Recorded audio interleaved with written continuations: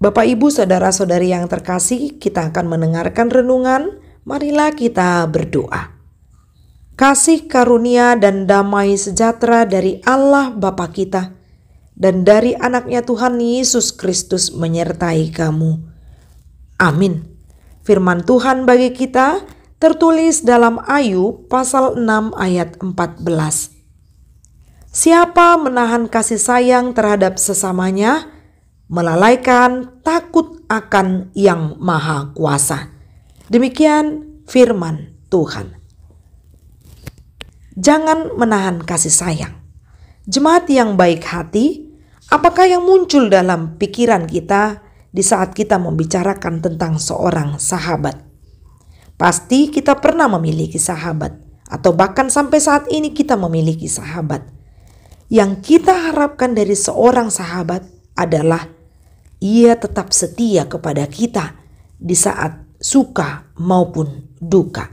Jadi bukan hanya sekedar di saat kita tertawa bersama, kemudian di saat kita mengalami keuntungan atau keberhasilan, maka ia ada di samping kita. Namun di setiap hal dia boleh ada di samping kita, mendampingi kita, dan bahkan di saat kita bergumul, ia tetap memberikan motivasi, bahkan menolong kita. Itu yang kita harapkan dari seorang sahabat. Namun berbeda halnya seperti yang ada di dalam nas ini. Yang dibicarakan adalah tentang seorang tokoh yang saleh yang bernama Ayub. Kita tahu bagaimana pergumulan Ayub di saat penyakit kulit ada di tubuhnya, di saat anak-anaknya mati, istrinya meninggalkan dia, kekayaannya lengkap. Sebenarnya hal yang masih tersisa adalah bagaimana supaya sahabatnya itu tetap ada di sampingnya menolongnya dan bahkan memberikan motivasi yang benar supaya ia bangkit. Namun berbeda dari hal yang diharapkan. Apa yang diharapkan Ayub, apa yang kita harapkan ternyata tidak terjadi pada Ayub. Justru sahabatnya ini menjauhi dia. Hilanglah pula kekuatannya. Justru sahabatnya ini mengolok-olok dia, mengejek dia, dan bahkan mengatakan, jika benar kamu orang saleh, tidak mungkin Allah berbuat demikian. Maka berbeda dari kenyataan yang kita harapkan dari seorang sahabat, seharusnya memberikan kasih sayang. Namun saat ini kita memperhatikan Ayub kehilangan kasih sayang dari sahabat-sahabatnya. Sahabat-sahabatnya itu menahan kasih sayang terhadap sesamanya. Itulah Ayub. Mungkin jika kita menghadapi demikian, kita akan merasa sangat lemah. Kekuatan kita hilang. Demikian halnya dengan Ayub. Namun Ayub tidak mau berputus asa. Ia tetap memohon hikmat yang daripada Tuhan. Ia tetap curhat mengatakan isi hatinya kepada Tuhan. Dan Tuhan memberkati dia dan memberikan hikmat untuk merespon dalam percakapannya dengan sahabat-sahabatnya, yaitu Elifas, Bildad, dan Zopar.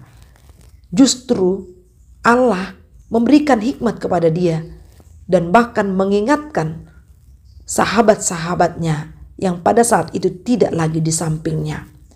Kemudian Ayub pun menjawab, siapa menahan kasih sayang terhadap sesamanya, melalaikan takut akan Yang Maha Kuasa.